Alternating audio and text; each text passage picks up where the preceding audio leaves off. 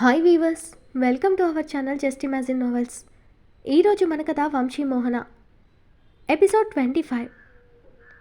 అయ్యో తాతగారు, అలా అనుకోండి, నాకేం బాధ లేదు. అయినా నేను చేసి పెట్టింది నా వాళ్ళకే కదా. పని పాట చేయకుండా కూర్చున్నంత మాత్రాన ఏం లాభం? నేనేం శ్రమ పడిపోవడం లేదు మీకోసం. మీకు ఇష్టమైనవి వండి పడుతున్నందుకు ఇంకా ఆనందంగా ఉన్నాను అని స్వచ్ఛంగా నవ్వుతూ చెప్పింది మోహన.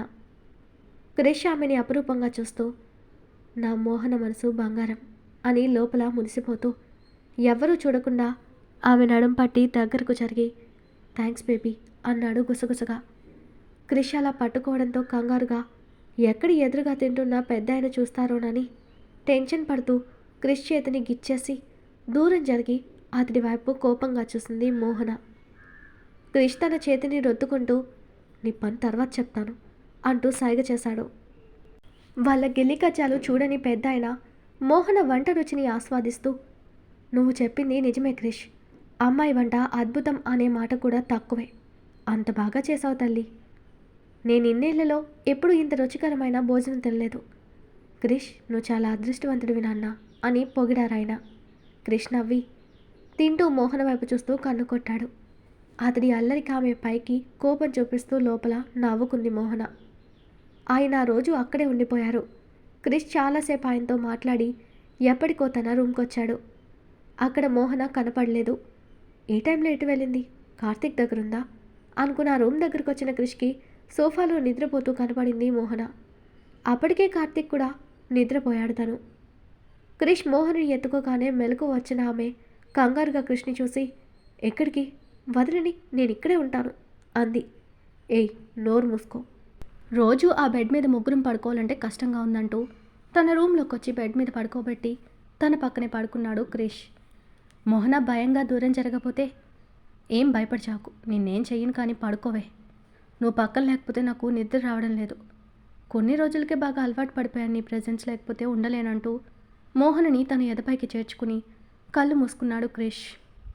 మోహన క్రిష్ని చూస్తూ పెళ్లి చేసుకున్నా అని తనపై హక్కు చూపించి దగ్గర అవడానికి ట్రై చేస్తాడని భయపడిన ఆమెకి అతడు తనని మరోలా చూడకపోవడం ఆశ్చర్యంతో ఆమె అతన్నే చూస్తూ ఉండగా, నీ మొగుడు అందగాడే కానీ నువ్వు అర్ధరాత్రి దాకా చూస్తూ ఆ విషయం కన్ఫర్మ్ చేయాల్సిన పని లేదు, ఇక పడుకో అని కళ్ళు తెరవకుండానే సెటర్ వేసిన క్రిష్ని చూసి నవ్వుతూ కళ్ళు మూసుకుంది మోహన. శరత్, క్రిష్ మోహనల పెళ్లి చూసుకుని గెస్ట్ హౌస్కి తిరిగొచ్చి ఆమె పక్కన కూర్చుని తనతో ఆ విషయం చెప్తూ తన ఆనందాన్ని పంచుకున్నాడు శరత్. ఆమె ఆ విషయం విన్నప్పుడు కలవరపడటం శరత్ ఆ ఆనందంలో గమనించలేదు. ఆ రోజు అర్ధరాత్రిలో ఆమెలో కదలిక మొదలైంది. ఆమెకి భయంతో ఒళ్ళంతా చెమటలు పడుతూ ఉంటే తలని అటూ ఇటూ తిప్పుతూ అరవడానికి గొంతు పెగలడం లేదు. లేచి అక్కడి నుండి పారిపోవాలనుంది, కానీ తన బాడీ కదలలేకపోతుంది. ఆమె కళ్ళల్లో ధారగా కన్నీళ్లు కారిపోతున్నాయి. ఆమె చాలాసేపు టెన్షన్ పడుతూనే ఉంది. ఒక వ్యక్తి తనకు దగ్గరగా వస్తుంటే భయంలో తన శక్తిని అంతా కూడా కట్టుకుని కళ్ళు తెరిచి ఒక్కసారిగా దిగ్గున పైకి లేచి కూర్చుంది. ఆమె భయంతో చుట్టూ చూస్తుండగా ఎదురుగా సోఫాలో నిద్రపోతూ కనపడ్డాడు శరత్. అప్పటిదాకా అతనెవరో కూడా ఆమెకు తెలీదు. ఆ రూమ్ని, అతన్ని చూస్తూ తను ఎక్కడ ఉందో అర్థం కాక, ఎవరితడు? నన్ను ఇక్కడి వరకు ఎవరు తీసుకొచ్చారు? నేనెక్కడున్నాను అనుకుంటూ తనకు జరిగిన భయంకరమైన సంఘటన గుర్తొచ్చి నిలువెల్లా వణుకుతూ లేవడానికి చూసింది. కానీ తను అసలు ఆ కాసేపు కూడా కూర్చోలేక వెనక్కి పడిపోయింది. ఆమె బెడ్ మీద పడిన సౌండ్కి శరత్కి మెలకువ వచ్చి టక్కున పైకి లేచి లైట్ ఆన్ చేసి ఎవరైనా వచ్చారా అని రూమ్ అంతా చూస్తూ ఆమె దగ్గరకొచ్చాడు శరత్. తను పడ్డప్పుడే శరత్ లేవడంతో ఆమె భయపడి గట్టిగా కళ్ళు మూసుకుంది.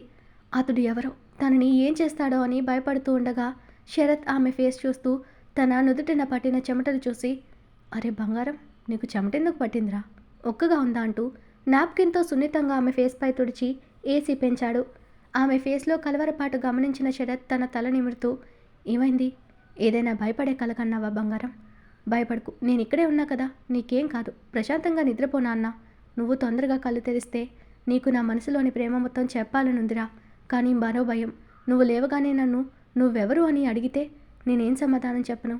నీకు నేనేమవుతానో, నిన్ను నేను ఎంతలా ప్రేమించానో చెప్పాక నువ్వు నా ప్రేమని నమ్ముతావా బంగారం అంటూ బాధగా అడిగిన శరత్ నీకు తెలుసా బుజ్జి, నేను ఫస్ట్ టైం చూసినప్పుడు నా మనసు నాకే తెలియకుండా ఎంత కలవరపాటుకు గురైందో. నీ ముందుడాలంటే భయమేసేది అని శరత్ నవ్వుతూ, ఇప్పుడు నువ్వు లేచాక కూడా నేను ఇలా ఫ్రీగా నీ మనసులో మాట చెప్పగలనో లేదో, కానీ నువ్వు నాతో లేకపోతే మాత్రం నేను ఉండలేను బుజ్జి అంటూ ఆమె నుదుటిన ముద్దు పెట్టి, నీకిలా స్పృహ లేనప్పుడు రోజు నా ప్రేమ కథను వినిపిస్తూ ఉంటే ఎవరైనా నన్ను పిచ్చోడనుకుంటారు కదా. ఇక పడుకో బంగారం అని నవ్వి, మిగిలిన విషయాలు రేపు మాట్లాడుకుందామంటూ ఆమె చెంప మీద ప్రేమగా చెయ్యి వేసి నిమిరి తనపై బ్లాంకెట్ సరిచేసి లైట్ ఆఫ్ చేసి తిరిగి సోఫాలో పడుకున్నాడు శరత్. కళ్ళు మూసుకుని శరత్ మాటలన్నీ విన్న ఆమెకి అతడు ఎవరో తెలియకపోయినా తనంటే ఎంత ప్రేమో అతడి మాటల్లో అర్థమై లైట్ ఆఫ్ అయిన తర్వాత మెల్లగా కళ్ళు తెరిచిందామె. పడుకున్న శరత్ని బెడ్ లైట్ వెలుగులో తేరిపారా చూస్తూ, ఎవరు మీరు? నా మీద ఎందుకు మీకంత ప్రేమేంటి అనుకుంటూ తనకు జరిగింది తలుచుకుని ఆమె కన్నీళ్లతో, నేను పూజకి పనికిరాని పువ్వుని, నా గురించి ఏమీ తెలియకుండా ప్రేమని పెంచుకోకండి, నేను మీ ప్రేమకి అర్హురాలిని కాను అని ఏడుస్తుండగా సడన్గా తలనొప్పి మొదలై తట్టుకోలేక అలాగే స్పృహ కోల్పోతుందామె.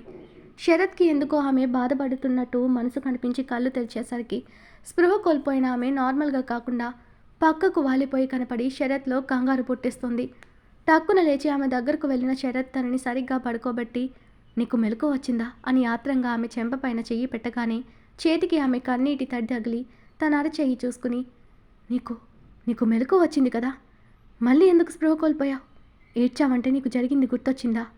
నో, నువ్వు అది తలుచుకుని భవిష్యత్తుని నాశనం చేసుకోకు బుజ్జి, నీకు ముందు ముందు అందమైన జీవితం ఉంది బంగారం అంటూ ఆమె కళ్ళు తుడిచి నుదుటిన ముద్దు పెట్టి క్రిష్కి మెసేజ్ చేసి తిరిగి తనని చూస్తూనే సోఫాలో పడుకున్నాడు శరత్.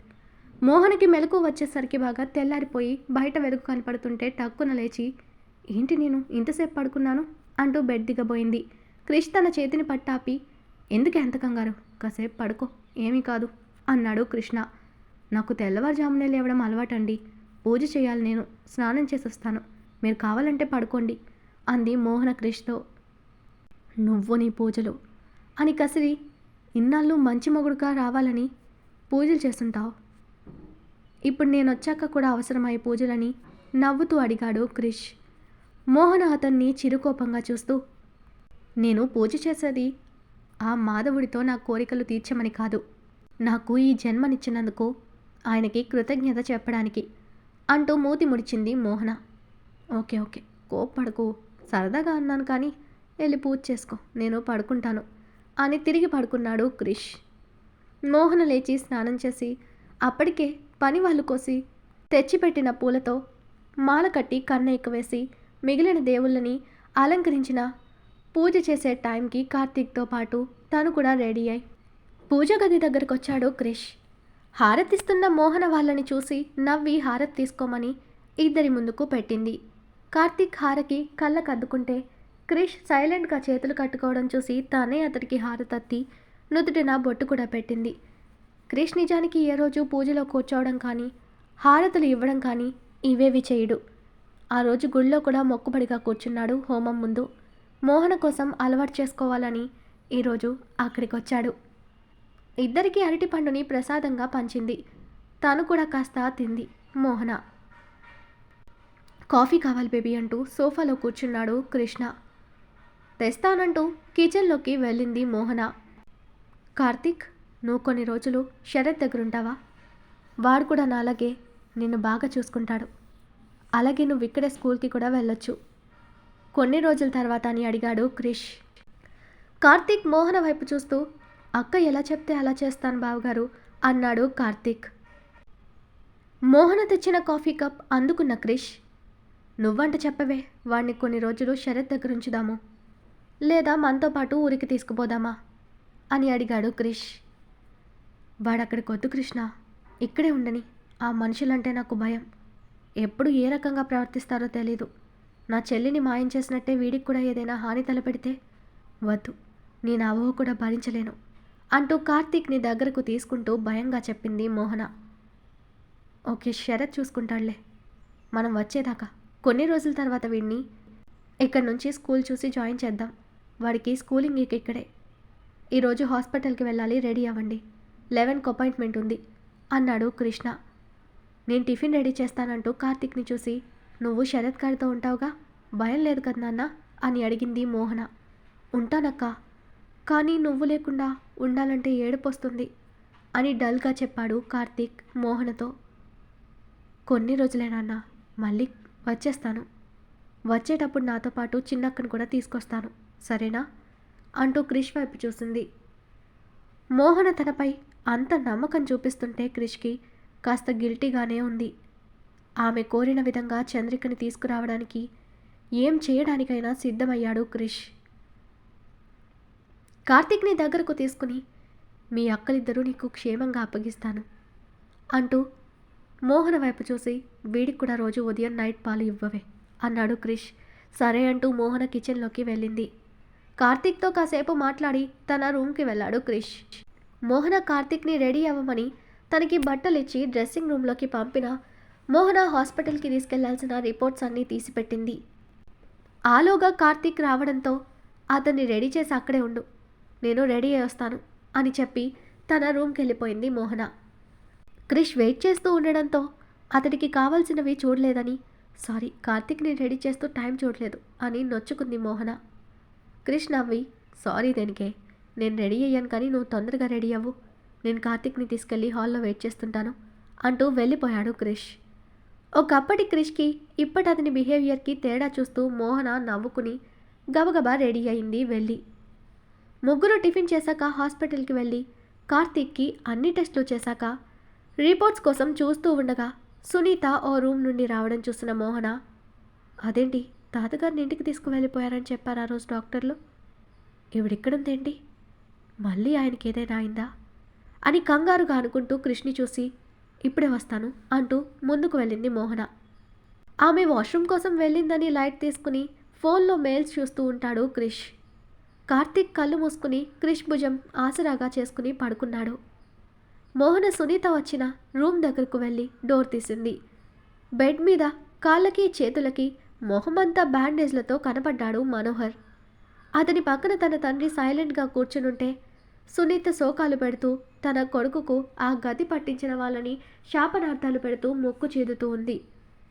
ఆమె మాటల్ని బట్టి ఎవరో మనోహర్ని చితక్కొట్టారని అర్థమై పలకరించాలా వద్దా అంటూ తటపటాయిస్తూనే అటు చూసిన మనోహర్ మొహంలో మోహనని చూడగానే ఆనందంతో మెరుపొచ్చి వెంటనే అతని మొహం మాడిపోయింది.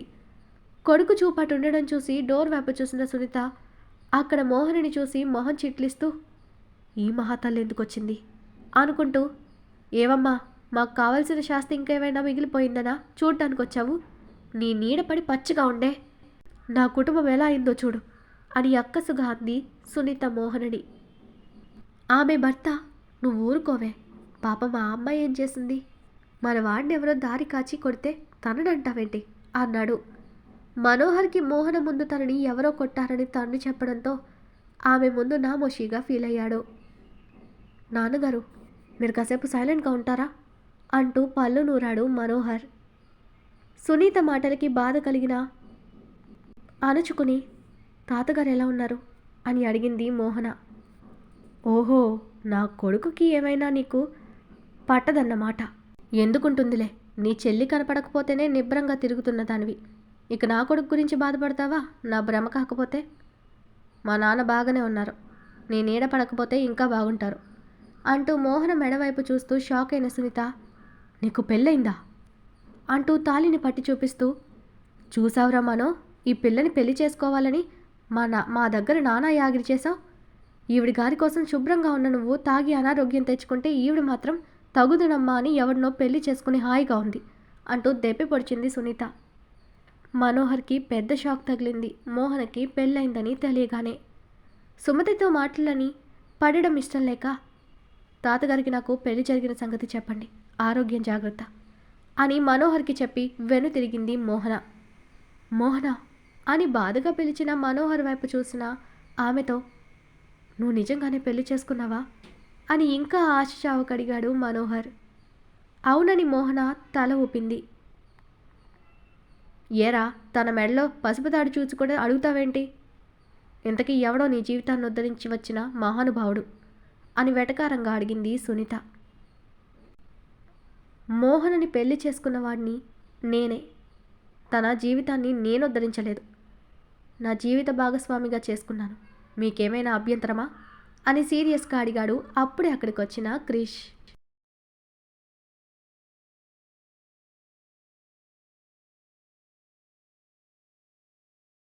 ఈరోజు మన కథ ఇక్కడితో కంప్లీట్ అయింది. ఈ స్టోరీ మీకు నచ్చినట్టయితే ప్లీజ్ స్టోరీని లైక్ చేసి కామెంట్ రూపంలో మీ అభిప్రాయాన్ని తెలియచేయండి. అలాగే ఛానల్ని సబ్స్క్రైబ్ చేసుకుని షేర్ చేసి మాకు సపోర్ట్ చేయండి. నెక్స్ట్ అప్డేట్తో మళ్ళీ కలుద్దాం. అంతవరకు బాయ్.